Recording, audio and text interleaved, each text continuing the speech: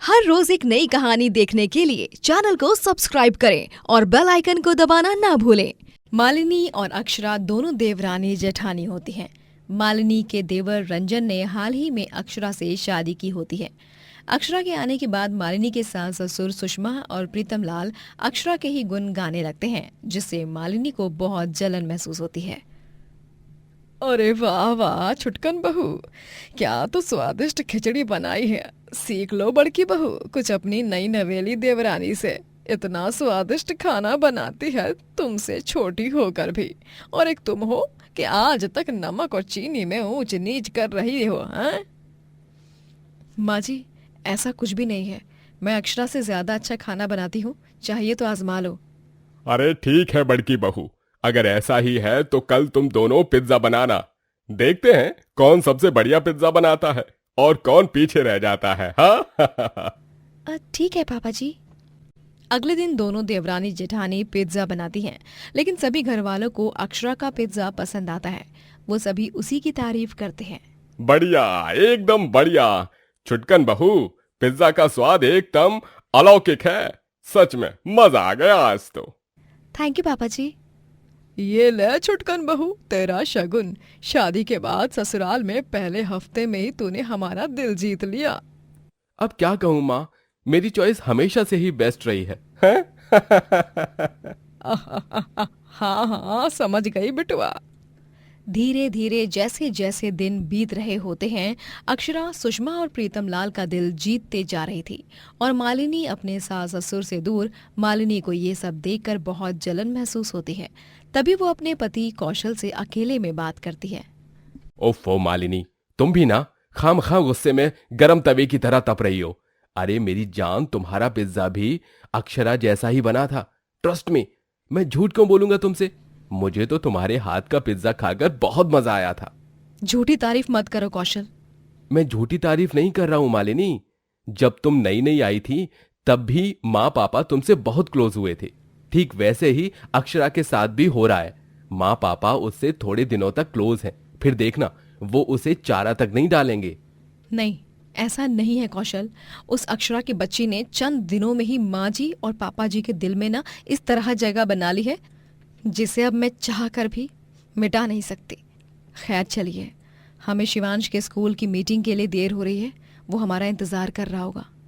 मालिनी और कौशल अपने 9 साल के बेटे शिवांश के पेरेंट्स टीचर मीटिंग के लिए उसके स्कूल जाते हैं। दिन गुजरते जाते हैं, और एक दिन जब सुषमा और प्रीतम लाल एक रिश्तेदार की शादी को अटेंड करके एक टैक्सी में घर वापस लौट रहे होते हैं, तभी उस टैक्सी का ब्रेक फेल हो जाता है और वो खाई में गिर जाती है, जिस कारण सुषमा, प्रीतम लाल और उस बेचारे टैक्सी ड्राइवर की मृत्यु हो जाती है। सुषमा और प्रीतम लाल की मृत्यु के बाद अब दोनों जेठानी देवरानी में अनबन शुरू हो जाती है। मैंने तुमसे कहा ना, इस घर का बंटवारा तो अब होकर ही रहेगा। मालिनी दीदी, प्लीज ऐसा मत कीजिए। मैं आपसे विनती करती हूँ, इन सब से कुछ नहीं मिलेगा। हाँ भाभी, अब माँ और पापा के जाने के बाद हम लोग ही एक दूसरे के सहारे हैं। प्लीज जरा दिमाग नहीं, दिल से सोचिए। कौशल भैया, भाभी को समझाइए ना। तू अपनी बीवी को समझा। हम दोनों तुम दोनों की तरह इमोशनल फूल नहीं है। प्रॉपर्टी का आधा आधा हिस्सा बांटो और इस घर का बंटवारा करो। और हाँ, ऊपर का बरसाती का कमरा जो पापा का था वो हमारा होगा। उसके पेपर्स मैंने ऑलरेडी बनवाए हैं। कौशल और मालिनी दोनों जायदाद का और घर का बंटवारा करते हैं, और अब वो लोग एक ही छत के नीचे अलग अलग रहने लगते हैं। अक्षरा अपना ढाबा खोलती है, जिसमें वो पिज्जा बेचने लगती है। अक्षरा को कुकिंग का पहले से भी बहुत शौक होता है, और अब वो अपने शौक को काम में बदल देती है। वो ढाबे पर तरह तरह का पिज्जा बनाकर बेचती है। तो फाइनली मेरी बीवी का सपना पूरा हो रहा है। You know what Akshara, I am proud of you. तुम्हें इस तरह खुश देखकर बहुत खुशी होती है मुझे। अब बस अच्छे से काम करो एंड ऑल द बेस्ट अपने इस नए पिज्जा ढाबे के लिए। हाँ Ranjan, thank you so much. ये सब तुम्हारे साथ के बिना पूरा नहीं हो पाता। मैं बहुत खुशकिस्मत हूँ कि मुझे तुम जैसा पति मिला। इसी बात पर तुम्हारे लिए ये तुम्हारा favourite special pepperoni pizza. Wow, इसे तो मैं 1 मिनट में सफाचट कर दूंगा। मालिनी ये सब खिड़की से देखती है और उसे बहुत जलन होती है। अच्छा जी, तो ये सब चल रहा है। देवरानी साहिबा ने पिज्जा ढाबा खोल लिया है। हं, लेकिन इस बात की तो मुझे पक्की गारंटी है कि जब तक मेरी बुरी नजर है तब तक इस अक्षरा की बच्ची का कुछ भी सही नहीं होगा। ये कभी सफल नहीं होगी। मालिनी को लगता है कि अक्षरा के ढाबे पर लोग नहीं आएंगे, लेकिन अगले दिन वो खिड़की से ये दृश्य देखकर हैरान होती है कि अक्षरा के पिज्जा ढाबे के बाहर ग्राहकों की लंबी लाइन लगी हुई है और ग्राहक उसके पिज्जा को खाने के लिए टोकन्स ले रहे हैं। ये देखकर मालिनी के तो तोते उड़ जाते हैं। हे भगवान, ये चमत्कार कैसे हो गया, और वो भी एक ही दिन में। ये अक्षरा सच में जादुई किस्मत लेकर पैदा हुई है। सभी ग्राहकों को अक्षरा के हाथों के बने पिज्जा बहुत पसंद आते हैं और सभी उसकी जम के तारीफ करते हैं। अरे वाह, एकदम लाजवाब। ऐसा पिज्जा मैंने कभी अपनी जिंदगी में नहीं खाया। सच में ऐसा टेस्ट एकदम कमाल का है। अगर इतना अच्छा पिज्जा बनाकर बेचोगे तो हमें इसकी लत लग जाएगी। हाँ वाकई में बहुत ही अमेजिंग पिज्जा है और टेस्ट का तो कोई तोड़ ही नहीं है। Mind blowing. मुझे तो और एक और चीज वाला पिज्जा दे दो। जी ठीक है, अभी देती हूँ। अक्षरा के पिज्जा ढाबा की सफलता देखकर मालिनी को बहुत गुस्सा आता है। उससे अक्षरा और रंजन की खुशियां देखी नहीं जाती। नहीं, ये अक्षरा और देवरजी इतने खुश नहीं रह सकते। मेरे होते हुए तो हरगिज नहीं। कुछ ना कुछ तो करना होगा मालिनी। तू यूं हार मान कर बिल में छुप के नहीं बैठ सकती। अब तो बस एक ही रास्ता है, इस अक्षरा का ही हमेशा हमेशा के लिए नामो निशान मिटाने का। उसके बाद ही सब ठीक होगा और मेरे दिल में उसे रोज ना देखकर आग भी नहीं लगेगी। अगले दिन अक्षरा बाजार से पिज्जा ढाबा के लिए लगने वाला थोड़ा सामान खरीदकर ऑटो रिक्शा में बैठकर जा रही होती है। तभी अचानक से ऑटो ड्राइवर ऑटो रोक देता है क्योंकि आगे बहुत भीड़ होती है। तभी अक्षरा ऑटो रिक्शा के बाहर निकलकर उस भीड़ के करीब जाती है और तभी वो शिवांश को रास्ते में देख चौंक जाती है। शिवांश! अक्षरा तुरंत शिवांश को हॉस्पिटल ले जाती है और वहीं घर पर क्रूर मालिनी अक्षरा के खिलाफ साजिश रचती है। वो उसके कमरे में घुसकर पूरे फर्श पर करंट फैला देती है। अब देखना, जब अक्षरा रानी यहाँ पर अपने कमरे में पहला कदम रखेंगी, वही कदम उसकी जिंदगी का आखिरी कदम बन जाएगा। तभी अचानक से मालिनी की पड़ोसन जमुना आकर चिल्लाने लगती है। अरे मालिनी, मालिनी, अरे बाहर तो आ मालिनी। अरे कौन सी आफत आ गई अब चुड़ैल कहेगी। काहे को इतना तेज बज रही है भोंपू की तरह? कोई मर गया है क्या? अरे मालिनी, तेरा बेटा शिवांश बीच सड़क पर बेहोश पड़ा था। वो तो शुक्र है तेरी देवरानी अक्षरा का, जिसने उसे बचाया और अस्पताल ले गई। क्या? ये तो क्या कह रही है जमुना? मेरा शिवांश, मेरा शिवो। मालिनी देखती है कि शिवांश उसके पास रंजन के साथ आ रहा है। भाभी, शिवांश का ध्यान रखिए। डिहाइड्रेशन के कारण इसे बीच रास्ते में चक्कर आ गई और ये बेहोश हो गया। वो तो अक्षरा इसे सही समय पर हॉस्पिटल ले गई, वरना डॉक्टर तो कह रहे थे कि अगर जरा सी भी देरी होती तो सिचुएशन और भी क्रिटिकल हो जाती। रंजन शिवांश को मालिनी के पास छोड़कर चला जाता है और मालिनी की आंखें भर आती हैं। उसने अपनी गलती का पछतावा होता है और वो अक्षरा के पास भागती है और वो उसके कमरे में जाने से पहले ही वो करंट हटा देती है और उससे माफी मांगती है। माफ कर दो अक्षरा, मैं जानती हूँ कि मैं बहुत बुरी हूँ, लेकिन आज तुमने मेरी बुराई को मेरी ममता के सामने घुटने टेकने पर मजबूर कर दिया है। एक अच्छी चाची बनकर तुमने मेरे बेटे को बचाया। क्या हम फिर से एक साथ रह सकते हैं? क्या हम दोनों देवरानी जेठानी एक साथ तुम्हारे पिज्जा ढाबा को चला सकते हैं? हाँ मालिनी दीदी, बिल्कुल। मालिनी और अक्षरा दोनों एक दूसरे के गले लगती हैं और भावुक होकर रोती हैं। इस तरह उन दोनों के बीच की सारी गलत फहमियां दूर हो जाती हैं।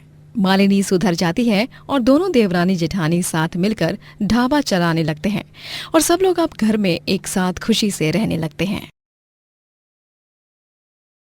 बेला ओमकार से शादी करती है। ओमकार एक गरीब आदमी होता है जो मिल में काम करता। ओमकार और बेला दोनों में खूब प्यार होता है। ओमकार, ये लो, तुम दिन भर काम करके थक गए होगे ना, ये लो ठंडा ठंडा सत्तू शरबत।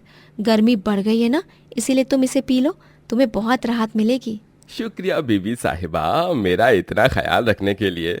इसमें शुक्रिया किस बात का? तुम तो मेरे पति परमेश्वर हो ओमकार।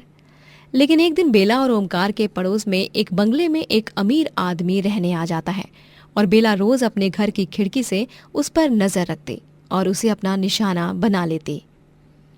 बस अब कैसे भी करके मुझे इस अमीर आदमी को अपने झांसे में फंसाना है।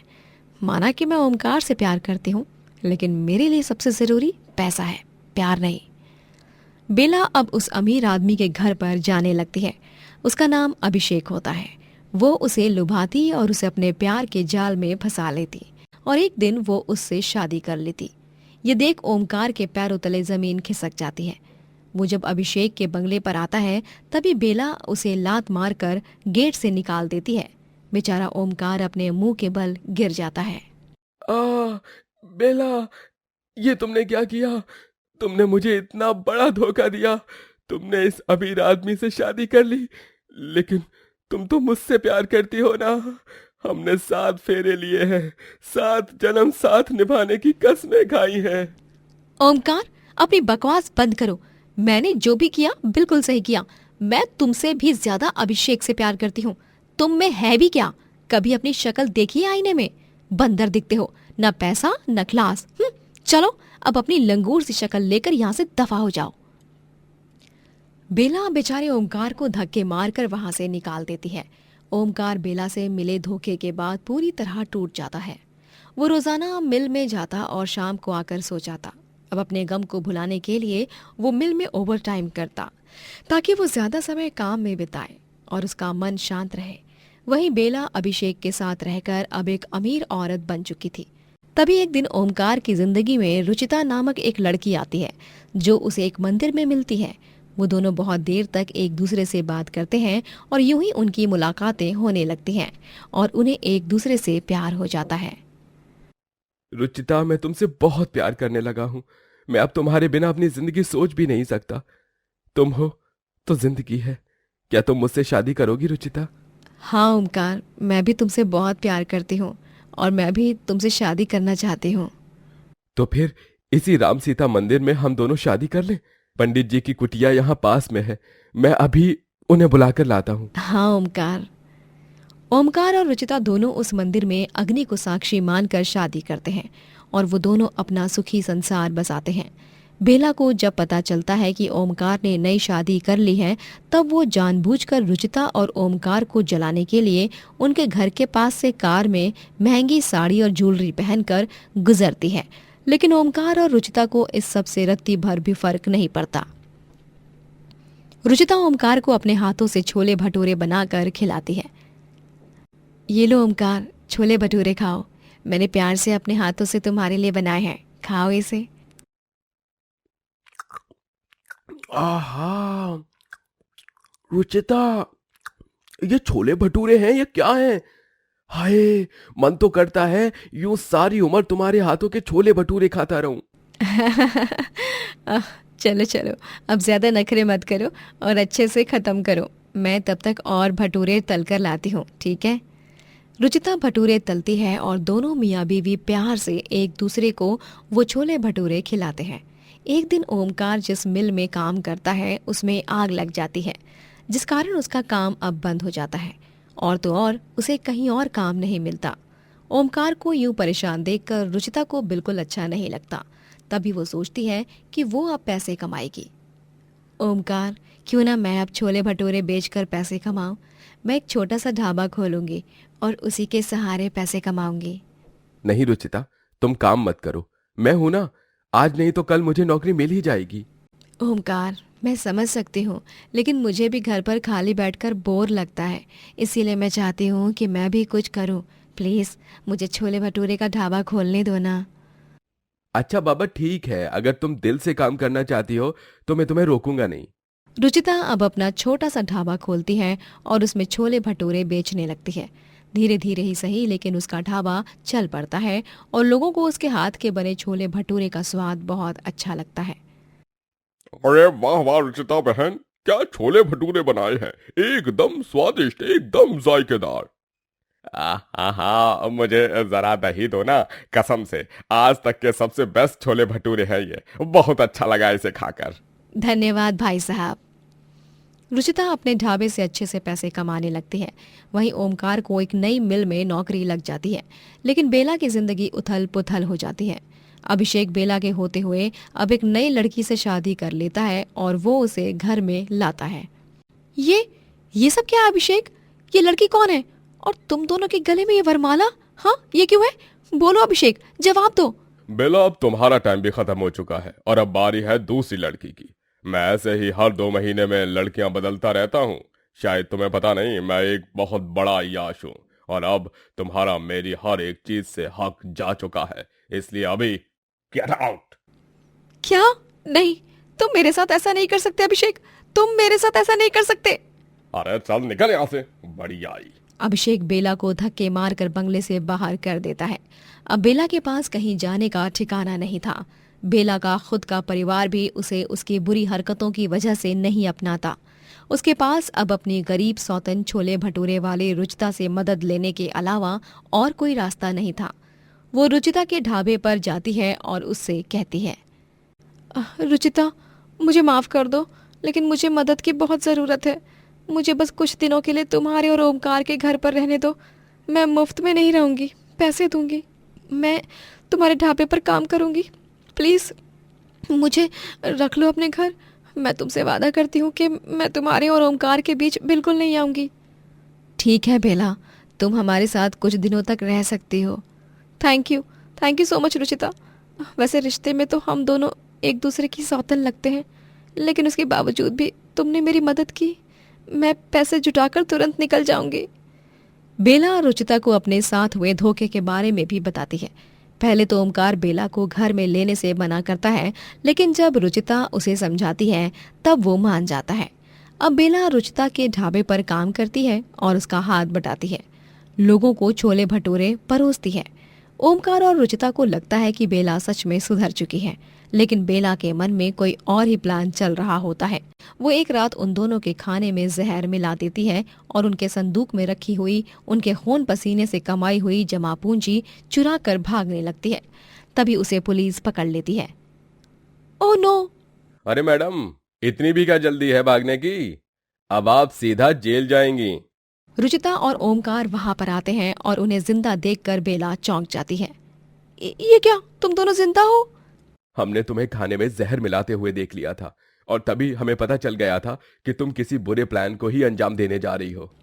बेला, मैंने तुम्हें इंसानियत के नाते हमारे घर में जगह दी, लेकिन तुम सुधरने वालों में से थोड़ी हो। गिरफ्तार कर लीजिए इसे। पुलिस बेला को गिरफ्तार करके ले जाती है और रुचिता अपने छोले भटूरे ढाबे से खूब सारे पैसे कमाती है और अपने जीवन में भरपूर सफलता प्राप्त करती है। जीवनपुर कहकर एक गांव में नैतिक नामक एक गरीब आदमी अपनी साइकिल पर सवार होकर पुलाव बेचा करता था। वो तरह तरह के पुलाव बेचकर पूरे गांव में मशहूर था।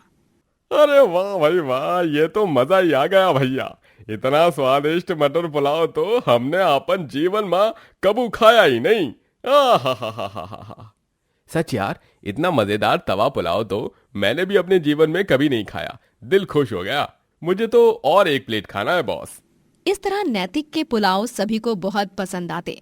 नैतिक अपनी बीवी विमला के साथ रहा करता था। उन दोनों को एक छोटा सा बेटा भी था जिसका नाम कुंदन था। आए दिन नैतिक अपने पुलाव ठेले से बहुत सारे पैसे कमाने लगता है। वो हर महीने अपनी कमाई में से पैसे जुटाया करता। बस अब कुछ महीने और, उसके बाद मैं अपना खुद का होटल खोलूंगा जिसमें मैं अपने सारे स्पेशल फ्लेवर्स वाले पुलाव बेचूंगा। जो भी हो, मैं तो बस यही प्रार्थना करती हूँ जी कि आपका सब अच्छा ही हो। हाँ पापा, आपका ढाबा इस गांव का नंबर 1 ढाबा बनकर रहेगा, देखना।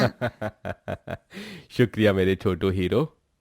नैतिक जी तोड़ मेहनत करता और तो और अभी वो रात में देर तक रुककर पुलाव बेचता, क्योंकि उसे अपना ढाबा खोलने का सपना पूरा जो करना था। वो उस सपने के लिए हर वो मुमकिन मशक्कत करता। एक दिन जब वो विमला और कुंदन बाहर घूमने जाते हैं, तभी कुछ चोर उनके घर पर आते हैं और नैतिक के जमाए हुए सारे पैसे और उनका सब कुछ, उसकी साइकिल भी चुरा कर ले जाते हैं। जिसके बाद जब नैतिक, विमला और कुंदन घर वापस लौटते हैं, तब ये सब देखकर चौंक जाते हैं। अरे नहीं, ये क्या हो गया? अब मैं क्या करूंगा? मेरे खून पसीने की कमाई और मेरी साइकिल चोरी हो गई। जी संभालिए अपने आप को, सब ठीक हो जाएगा। नैतिका बहुत चिंतित हो चुका था। इतने सारे पैसे चोरी होने के बाद उसकी तबीयत बहुत बिगड़ चुकी थी। जी ये क्या हाल कर लिया है आपने अपना। टेंशन ले लेकर आपने अपनी तबीयत पूरी तरह बिगाड़ दी है। ना ठीक से खाना खा रहे हैं, ना ठीक से पी रहे हैं। ऐसे कैसे चलेगा जी, आप ही बताइए ना। हाँ पापा, खाना खा लीजिए ना, वरना आपकी तबीयत और बिगड़ जाएगी। कैसे खा लूं बेटा, जब मेरे साथ इतना बड़ा अन्याय हुआ है? मेरी किस्मत ने मुझे इतना बड़ा धोखा दिया है, तो कैसे खाना खाऊं मैं? मेरी रातों की नींद और दिन का चैन दोनों जा चुका है। नैतिक के पुलाव को पसंद करने वाले अब जब भी विमला को बाजार में मिलते तो वो उसके बारे में पूछा करते। अरे विमला बहन, कैसा है अब नैतिक? उसके हाथ के बने पुलाव की बहुत याद आती है। हाँ बहन जी, मैं तो अकेला रहता हूँ। एक नैतिक ही था जिसके पुलाव खाकर मैं अपनी भूख मिटाता था। उसके पुलाव का स्वाद और दाम दोनों सही और जबरदस्त थे, लेकिन पता नहीं ऐसा क्या हो गया। अब तो बस उसके पुलाव ठेले के फिर से शुरू होने की राह देख रहे हैं हम। विमला को बहुत बुरा लगता। नैतिक अब ठीक होने के बाद नौकरी ढूंढने लगता।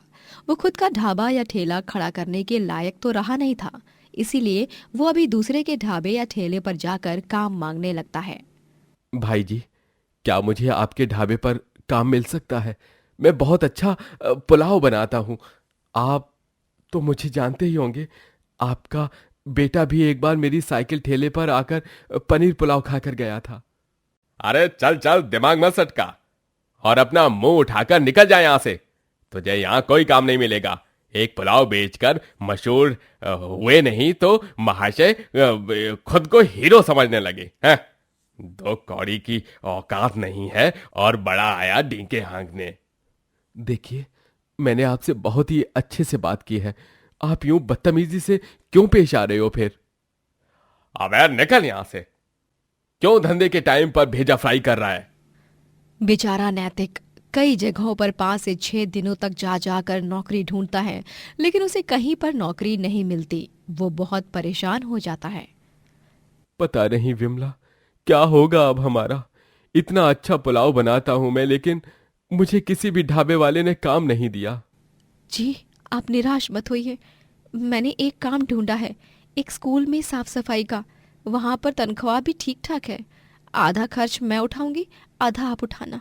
इस तरह हम दोनों मिल बांटकर सब कुछ सही से संभाल लेंगे। आप चिंता मत कीजिए। हाँ विमला, अब बस मुझे जल्द से जल्द कोई अच्छी नौकरी मिल जाए। एक दिन जब विमला और नैतिक दोनों कुंदन को स्कूल में छोड़कर एक जगह जा रहे होते हैं, तभी वो देखते हैं कि 2 बूढ़े पति पत्नी एक गड्ढे में फंसे हुए हैं और वो दोनों मदद के लिए गुहार लगा रहे हैं। ये देख वो दोनों तुरंत उन्हें बचाने जाते हैं। काका, काकी, आप दोनों घबराइए मत, हम दोनों आपको इस गड्ढे से बाहर निकाल लेंगे। हाँ काका काकी, बस आप दोनों हिम्मत रखिए और कस के रस्सी पकड़िए। मैं कोई कम धार वाली रस्सी ढूंढ कर लाता हूं। तब तक तुम यहीं रुको विमला। नैतिक पास के जंगल में जाकर एक कम धार वाली मोटी रस्सी ढूंढ लाता है और वो उन दोनों बूढ़े पति पत्नी को उस गड्ढे से बाहर निकालता है, जिसके बाद दोनों बूढ़े पति पत्नी नैतिक और विमला का शुक्रिया अदा करते हैं। अरे धन्यवाद बच्चों, आज तुम्हारी वजह से हम दोनों इस गड्ढे से बाहर बच निकले। तुम दोनों को जो चाहिए वो कहो। तुम दोनों ने हमारी इतनी बड़ी मदद की है, हमारी जान बचाई है। कहो क्या चाहिए तुम्हें? नहीं नहीं काकी जी, हमें कुछ नहीं चाहिए। हमने आपकी जान इंसानियत के नाते ही बचाई है। हमें आपसे कुछ नहीं चाहिए। हाँ, हम दुविधा में जरूर हैं, लेकिन हमें बस आपका आशीर्वाद चाहिए और कुछ नहीं। दुविधा? कैसी दुविधा बेटिया? तभी विमला उस बूढ़ी औरत को सब कुछ बताती है, जिसके बाद वो दोनों उन्हें अपनी कार में अपने बंगले में ले जाते हैं, जहां वह उन्हें अपना बांस का खेत दिखाते हैं। ये देखो बच्चों, ये हमारा बांस का खेत है। अरे बेटा, 2 साल पहले मेरा बेटा, बहू और पोता पोती एक एक्सीडेंट में इस दुनिया को छोड़कर चले गए। अब हमारा कोई नहीं रहा। इस बांस के खेत को मैं तुम्हें देना चाहता हूँ बेटा। हाँ बेटा, इसे तुम ही रख लो। हम आज हैं कल नहीं, लेकिन हमारे जाने के बाद ये सब किसी काम का नहीं। विमला और नैतिक ये सुनकर चौंक जाते हैं। नहीं नहीं काकी जी, हम ये नहीं अपना सकते हैं। हाँ काकी जी, हम ये नहीं अपना सकते हैं क्योंकि ये आपकी खून पसीने की कमाई की खेत है। हिचकिचाओ मत बच्चों, तुम दोनों को ऊपर वाले की सौ, रख लो इस खेत को। दोनों बूढ़ा बूढ़ी नैतिक और विमला को वो खेत दे देते हैं और उसके बाद वो उस बांस के खेत के मालिक बन जाते हैं। नैतिक उस बांस का सही तरह से उपयोग करता है और वो उन लकड़ियों से एक ढाबा बनाता है जिसका नाम वो अपने बेटे के नाम से रखता है, कुंदन का पुलाव ढाबा। और विमला उन लकड़ियों को बाजार में जाकर बेचती है। नैतिक अब फिर से पुलाव बेचने लगता है और उसके वही पुराने ग्राहक उसके ढाबे पर लौट आते हैं। फिर से उसके ढाबे पर ग्राहकों की भीड़ लग जाती है। उधर विमला भी बाजार में बांस की लकड़ियां बेचकर खूब पैसे कमाने लगती है। बांस के ढाबे से आकर्षित होकर लोग गर्मी में उसके पास आकर बैठते हैं। आहा, इस बांस के ढाबे में बैठकर मानो अलग प्रकार का नैसर्गिक सुख मिल रहा है। बहुत आनंद मिल रहा है यहाँ पे। अरे और तो और समय के साथ नैतिक भाई साहब के हाथों का स्वाद भी और मस्त और जबरदस्त हो चुका है। मुझे तो बहुत अच्छा लग रहा है इतने दिनों के बाद ये पुलाव खाकर। ओहो, आहा। नैतिक भाई साहब जरा रायता तो देना, और हाँ, मसाला पापड़ भी और अचार भी। इस तरह गरीब नैतिक और विमला बांस के ढाबे से और बांस बेचकर काफी अमीर हो जाते हैं और जीवन में ऊंचाइयां हासिल करते हैं। शिखरपुर का बल्लू बर्गर वाला पूरे गांव में मशहूर था। बल्लू की एक बड़ी सी बर्गर शॉप थी जहां पर वो स्वादिष्ट बर्गर्स बनाकर बेचा करता। उसके बर्गर्स का स्वाद सबसे हटके और अनोखा था जो उसे स्पेशल बनाते। माइंड ब्लोइंग, मतलब मैं क्या ही कहूँ इन बर्गर्स का। इनका स्वाद इतना बढ़िया है कि मैं तो तुम्हारे बर्गर्स का दीवाना हो गया, सच में। हाँ हाँ, नंबर 1 बर्गर है भाई। मुझे तो 5 बर्गर पार्सल दे दो। मेरे बच्चे इन बर्गर्स को खाकर खुश हो जाएंगे। धन्यवाद भाई साहब। ये लीजिए, ये बर्गर्स लीजिए। बल्लू अपनी बीवी कविता के साथ रहता था। कविता घर बैठे मटके बनाती और उन्हें सजाकर वो बाजार में एक दुकान में बेचती। बल्लू का बर्गर शॉप बड़ा होता है और वहां पर 3 नौकर होते हैं। बल्लू के बर्गर के लोग इतने बड़े फैन होते हैं कि वो उसके बर्गर शॉप के बाहर टोकन लेकर लाइन लगाते हैं। बल्लू बर्गर वाले के बगल में टिंगू बर्गर वाला होता है, लेकिन अब बल्लू के बर्गर शॉप की सफलता के कारण टिंगू के बर्गर ठेले पर कुत्ता तक दम हिलाते हुए नहीं आता। पता नहीं ऐसा क्या छुपा है इस बल्लू के बर्गर में, जिसे देखो पागल हो जा रहा है। इस बल्लू की वजह से तो मेरे ठेले पर कोई भी नहीं आ रहा। अरे टिंगू भाई, तू अब अपना ये ठेला बंद कर ले, क्योंकि बल्लू बर्गर वाले के बर्गर के सामने तेरे बर्गर कुछ नहीं है। आहा, बल्लू के बर्गर नॉर्मल बर्गर जैसे नहीं रहते। वो काफी अनोखे और अलग अंदाज के होते हैं। उनका स्वाद बाकी बर्गर से कई गुना अलग होता है भाई। लोग जब टिंगू के सामने बल्लू की तारीफों के पुल बांधते, टिंगू को बहुत गुस्सा आता। बल्लू का एक बर्गर 30 रुपए का होता है और उसके बर्गर्स बड़े बड़े बर्गर शॉप में मिलने वाले बर्गर से भी ज्यादा स्वादिष्ट और मजेदार होते हैं। ये लो बेटा, तुम्हारा पार्सल। बर्गर खाओ और धूम मचाओ। Thank you uncle. दिन ब दिन बल्लू की बढ़ती सफलता को देख टिंगू का खून खौलने लगता है। एक दिन जब वो अपने घर में होता है, तभी वो एक साजिश रचता है। अरे बस बहुत हुआ। अब मैं उस बिल्लू बर्गर वाले की खुफिया बर्गर रेसिपी को तो कॉपी करके ही रहूंगा और गांव में अपना बर्गर शॉप खोलूंगा और उस बल्लू से भी आगे निकल जाऊंगा। मैंने सोच लिया है कि अब मुझे क्या करना है। क्रूर टिंगू अपने नापाक इरादों को अंजाम देने के लिए भेस बदलकर बल्लू के बर्गर शॉप में जाता है और वो वहां जाकर बल्लू के सामने रोने का नाटक करता है। अरे बिल्लू भाई साहब, बिल्लू भाई साहब, अब आप ही मुझ गरीब की मदद कर सकते हो। बिल्लू भाई साहब, मुझे काम दे दो। मेरा नाम पिंकू है। मेरे 2 छोटे छोटे बच्चे हैं। बूढ़े माता पिता हैं, बीवी है। मेरी पिछली नौकरी छूट गई, जिस कारण अब मुझे कहीं भी नौकरी नहीं मिल रही। बल्लू भाई, अरे ठीक है पिंकू, तुम रो मत। तुम हमारी बर्गर शॉप पर काम कर सकते हो। तुम्हें ऑर्डर सर्व करने हैं और कभी कभी घर घर जाकर डिलीवरी भी करनी होगी। बोलो, मंजूर है? अरे ठीक है भाई साहब, आपकी बहुत बहुत मेहरबानी होगी मुझ पर। भगवान आपका खूब भला करे, आपकी ये बर्गर शॉप बहुत तरक्की करे भाई साहब। टिंगू अब बल्लू के बर्गर शॉप में काम करने लगता है। उसका एक ही मकसद था, जैसे तैसे बल्लू की खुफिया बर्गर बनाने की रेसिपी को कॉपी करना। एक दिन जब बल्लू बर्गर बनाने के लिए शॉप के किचन रूम में होता है, तभी चलो चलो, यही है वो सुनहरा मौका। देख लेता हूँ कि कैसे बनाते हैं ये बेवकूफ महाशय इतना स्वादिष्ट बर्गर। टिंगू बल्लू को चुपके से देखने जा ही रहा होता है कि तभी वहां पर दूसरा नौकर आ जाता है और वो टिंगू के हाथ में 2 बर्गर बॉक्स थमा देता है। पिंकू, ये लो, ये चिकन बर्गर और आलू टिक्की बर्गर इस पर्ची पर लिखे हुए एड्रेस पर पहुंचाना। सुनो, जल्दी जा, जल्दी जल्दी से। लेकिन अच्छा ठीक है, जाता हूँ। टिंगू मुंह बनाकर वहां से चला जाता है। वो मन ही मन सोचता है कि चलो कोई बात नहीं, आज नहीं तो कल मुझे बर्गर की रेसिपी का पता तो चलकर ही रहेगा। लेकिन मुझे ये सब जल्द से जल्द पता करना होगा। दोपहर के समय बाकी के तीनों नौकर 30 मिनट के लिए आराम करते हैं और उस वक्त बिल्लू फिर से किचन रूम में अकेले ही शाम के लिए ताज़ा बर्गर की तैयारियां करता है। मुझे उस वक्त ही उसकी रेसिपी को पता करना होगा। फिर अगली दोपहर जब बाकी के नौकर 30 मिनट के लिए आराम कर रहे होते हैं, तभी टिंगू चुपके से किचन रूम के अंदर देखता है और बल्लू की बर्गर रेसिपी को याद कर लेता है। वो बर्गर बंस की तस्वीर भी खींचता है और चुपके से बल्लू का बर्गर बनाते वक्त वीडियो भी रिकॉर्ड कर लेता है।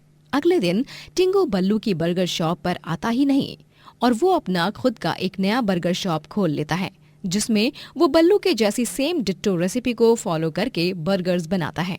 वो रिकॉर्ड किए गए वीडियो को देख देख कर बर्गर बनाता है। और फिर इसमें बटर डालो और ये बर्गर की टिक्की तैयार। चलो, अब ऐसे ही ढेर सारे बर्गर बना लेता हूँ, क्योंकि आज है मेरी यानी टिंगू बर्गर शॉप का पहला दिन और मुझे पूरा यकीन है कि सारे ग्राहक अब चुंबक की तरह बिल्लू के नहीं बल्कि मेरी बर्गर शॉप पर चिपकेंगे। और वो भी इसलिए क्योंकि मैं बिल्लू के बर्गर प्राइस से कम प्राइस वाला बर्गर बेचूंगा। जहां बल्लू 30 रुपए में एक बर्गर बेचता, वहीं अब ग्राहकों को अपनी ओर आकर्षित करने के लिए टिंगू अपने बर्गर्स को 20 रुपए में बेचने की योजना बनाता है। वो अपने बर्गर शॉप को खोलता है और भोपू में खुशी से जोर जोर से चिल्लाता है, आइए आइए आइए, टिंगू के हाथ का स्पेशल बर्गर खाइए। एक बार खाओगे तो 1000 बार खाओगे। अब हर तरह के बर्गर मिलेंगे केवल 20 रुपए में। जी हाँ, सिर्फ 20 रुपए में। आइए आइए आइए, बर्गर खाइए, स्वादिष्ट और मजेदार बर्गर। कम दाम देकर लोग अब टिंगू की बर्गर शॉप के पास आने लगते हैं। अरे वाह वाह, 20 रुपए में बर्गर, ये तो गजब हो गया। हम भी इस बर्गर का लुत्फ उठाएंगे। हाँ भाई हाँ, चलो चलो, बिल्लू से भी कम दाम में बर्गर मिल रहा है यहाँ पे, इसलिए क्यों छोड़े हैं? आओ भाई आओ, किसके पिताजी ने रोका है? आओ आओ आओ। ग्राहक अब बल्लू का बर्गर शॉप छोड़कर टिंगू के बर्गर शॉप में जाकर बर्गर खाने लगते हैं। लेकिन जैसे ही वो उसका बर्गर खाते हैं, वो सभी उन बर्गर्स को उसके मुंह पर फेंकते हैं। अरे अरे अरे अरे भाई, अरे भाई तुम ये क्या कर रहे हो? अरे अरे अरे, क्या क्यों बर्गर बरसा रहे हो मुझ पर? अरे कुत्ते कमीने, तेरा मुंह काला, इतना बेस्वाद और बकवास बर्गर बनाकर बेचते हुए तुझे शर्म नहीं आती? ये ले, तेरे बर्गर तुझे ही मुबारक। ये ले और ले। इतना घटिया बर्गर बनाकर हम गांव वालों को बीमार करने का इरादा है क्या तेरा? ये ले। अरे अरे रुको रुको भाई, रुको रुको भाई। आज तो इस बर्गर में नहला कर ही रहूंगा। मारो इसे, इसी के बर्गर उठाकर मारो, मारो इसे और मारो। सभी ग्राहक टिंगू को उसी के बर्गर्स उठाकर उसी के ऊपर बर्गर से वार करते हैं। टिंगू बुरी तरह बर्गर से भर चुका था। तभी वहां पर बल्लू आता है और वो टिंगू को गुस्सैल आंखों से देखता है। अरे बल्लू भाई बचा लो। क्यों? तुम्हारे साथ ऐसा क्यों हो गया? तुमने तो भेस बदलकर पिंकू बनकर मेरी शॉप पर आकर काम किया था ना, और फिर मेरी रेसिपी भी चुपके से देख ली तुमने।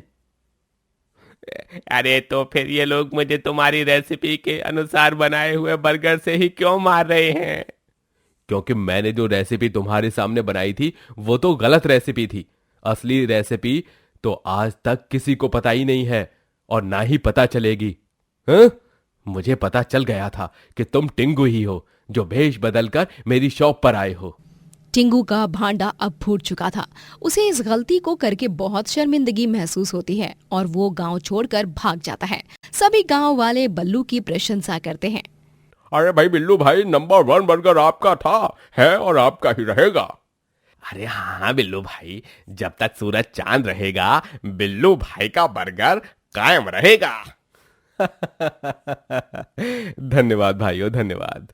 इस तरह बल्लू बर्गर वाला बर्गर बेचकर ढेरों पैसे कमाता है और आगे जाकर वो शहरों में भी अपने बर्गर शॉप खोलता है। रंजनपुर कहकर एक गांव में सुधीर नामक एक गरीब आदमी का ढाबा था, जहां वो स्वादिष्ट खाना बनाकर पैसे कमाता। उसका भाई राजेश भी उसकी इस काम में मदद करता। लेकिन इस बार गर्मी का कहर इतना ज्यादा बढ़ चुका था कि लोग दिन में अपने घरों से बाहर ही नहीं निकलते और ग्राहक अगर ढाबे में आना भी चाहें तो भी वो नहीं आते, क्योंकि दोपहर के समय ढाबा भी बहुत गर्म हो जाता और उस तड़कती भड़कती गर्मी में खाना खाना कोई पसंद नहीं करता। राजेश और सुधीर दोनों भाई बहुत दुखी हो जाते हैं। इस बार इतनी ज्यादा गर्मी पड़ी है, इस गर्मी के कारण ही हमारे ढाबे पर कोई ग्राहक नहीं आ रहा है। अब इस परेशानी का क्या तोड़ निकाले हम सुधीर भैया, मुझे तो कुछ समझ नहीं आ रहा। अब क्या ही करें राजेश, हमें तो अब गर्मी के खत्म होने का इंतजार करना होगा। अब हम इतने अमीर तो हैं नहीं जो अपने ढाबे पर एसी या कूलर लगाएं। हाँ भैया, आप सही ही कह रहे हैं। सुधीर और राजेश विचार करते हैं कि वो दोनों अब ढाबे को बंद करेंगे और कुछ नया बिजनेस शुरू करेंगे। लेकिन तभी सुधीर की बीवी अमृता और राजेश की बीवी जानकी उन्हें रोकती है। सुधीर जी, देवर जी, ये आप दोनों क्या करने जा रहे हो? आपको पता है ना ढाबे को बंद करने के बाद हमें कितना बड़ा नुकसान होगा। लेकिन अब हम और क्या ही कर सकते हैं भाभी, जो नुकसान अब हम रोज झेल रहे हैं उससे तो अच्छा है कि एक बार में ही सारा नुकसान झेल लें। हाँ अमृता। नहीं जेठ जी, आप दोनों चिंता मत कीजिए। हम अब ढाबे पर कुछ ऐसा लगाएंगे जिससे ढाबा ठंडा रहे और उस ठंडक का एहसास लेने के लिए लोग हमारे ढाबे में आए। जानकी और अमृता दोनों देवरानी जेठानी मिलकर ढाबे के चारों तरफ की खिड़कियों पर गीला कपड़ा टांगती हैं, जिसके चलते पूरा ढाबा ठंडा रह सके। और सच में ढाबा ठंडा हो जाता है। अरे वाह, इस पुराने नुस्खे से तो सच में ढाबे में ठंडक आ गई। हाँ हाँ, बहुत अच्छा लग रहा है, काफी सुकून भी महसूस हो रहा है। देखा, हम देवरानी जेठानी हैं ही कमाल के, क्यों जेठानी जी? हाँ जानकी। लेकिन अमृता और जानकी के इस नुस्खे के बाद भी ढाबे में ग्राहक नहीं आते, जिस कारण राजेश और सुधीर फिर से उदास हो जाते हैं। ये क्या, अब तो ढाबे में ठंडक होने के बावजूद भी कोई ग्राहक नहीं आ रहा है। लगता है अब हमें ढाबे का फैसला ले लेना चाहिए। यूं रोज रोज का नुकसान हम कब तक झेलते रहेंगे भैया? अभी तो गर्मी बस शुरू ही हुई है, अब और कितना लंबा समय बाकी है। ऊपर से हमारी बोनी भी नहीं हो रही है। हाँ राजेश, अब तो ढाबे पर ताला लगाने के सिवाय हमारे पास और कोई पर्याय बचा ही नहीं है। सुधीर और राजेश अपना ढाबा बंद कर देते हैं, जिसके बाद वो दोनों घर पर ही रहने लगते हैं।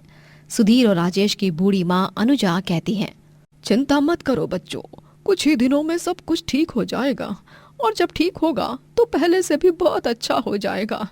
यकीन करो बेरा, बस ऊपर वाले पर अपना विश्वास कम मत होने देना। राजेश और सुधीर दोनों को घर चलाने के लिए काम करना बहुत जरूरी था, इसीलिए वो दोनों कई जगहों पर जाकर काम ढूंढते हैं, कई जगहों पर जाकर इंटरव्यू देते हैं, लेकिन अफसोस उन्हें एक भी जगह काम नहीं मिलता। वो दोनों इस बात से बहुत निराश हो जाते हैं।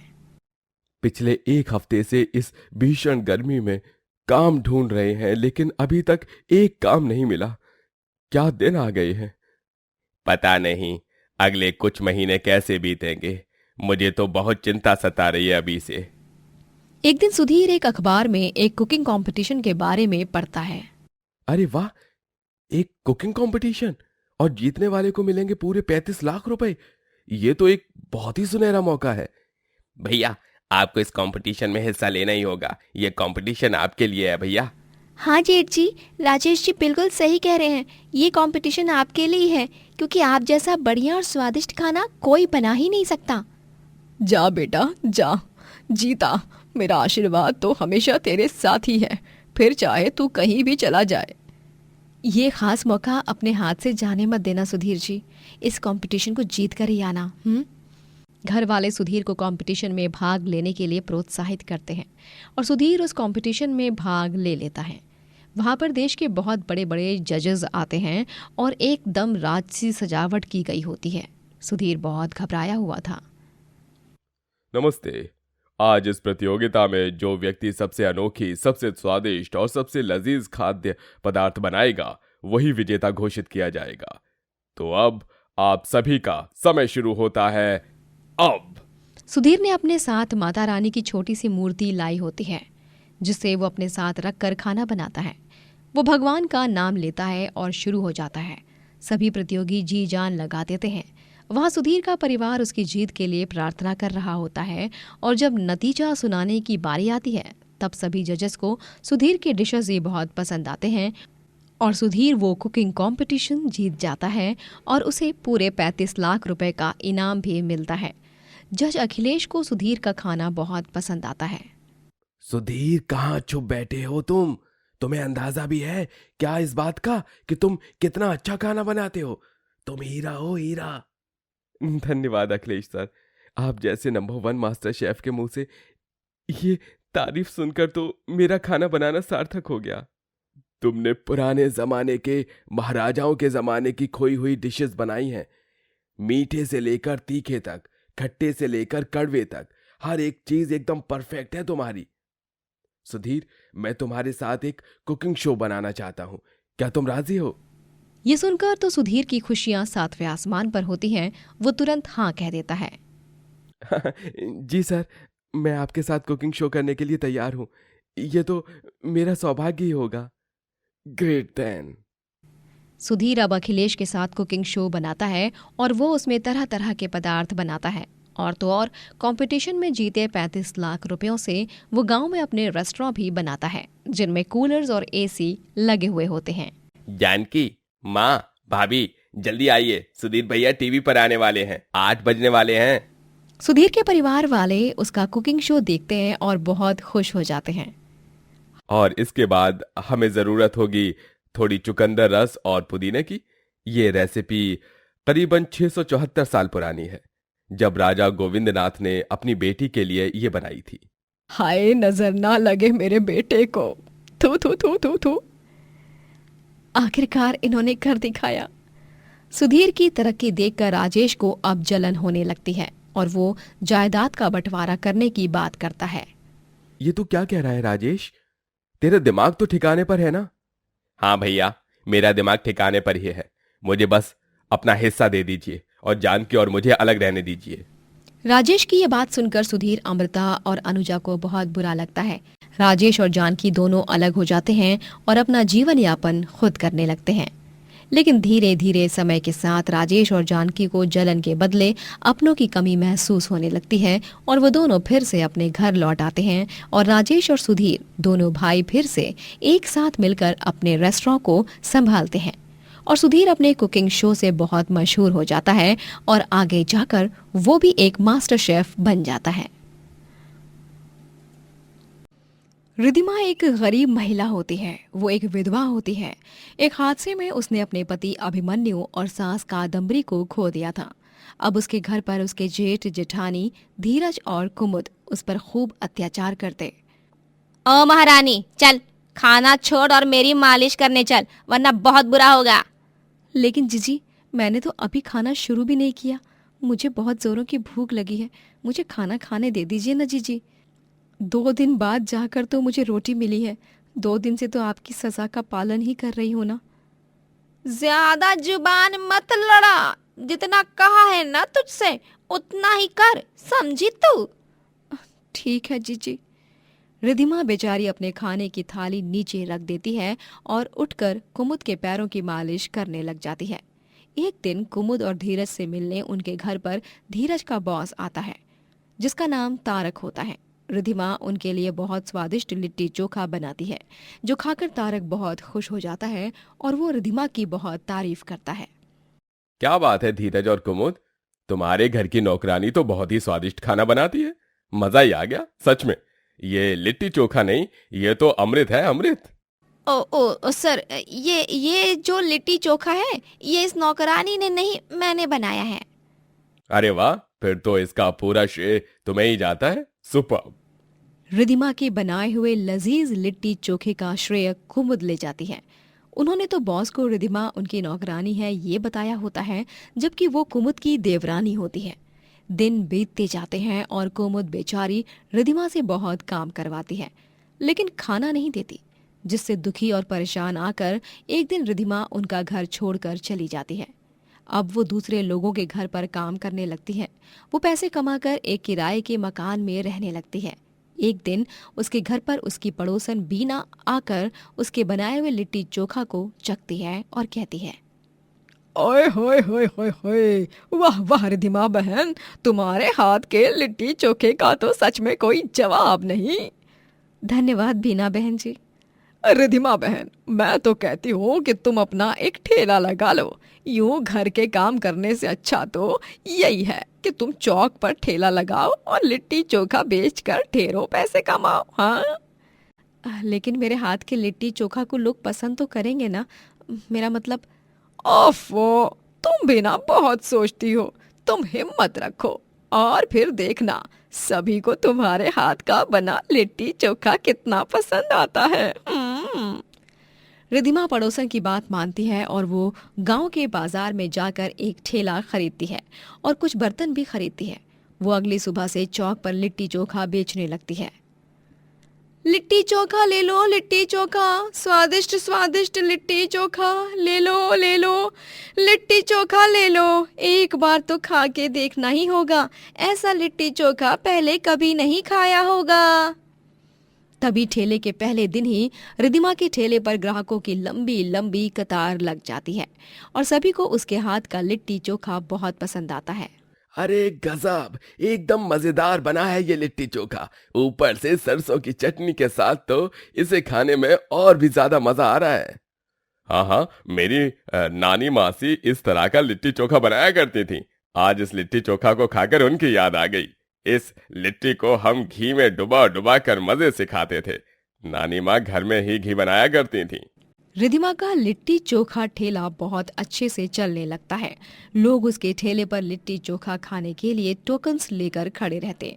रिधिमा लिट्टी चोखा वाली पूरे गांव में मशहूर हो जाती है।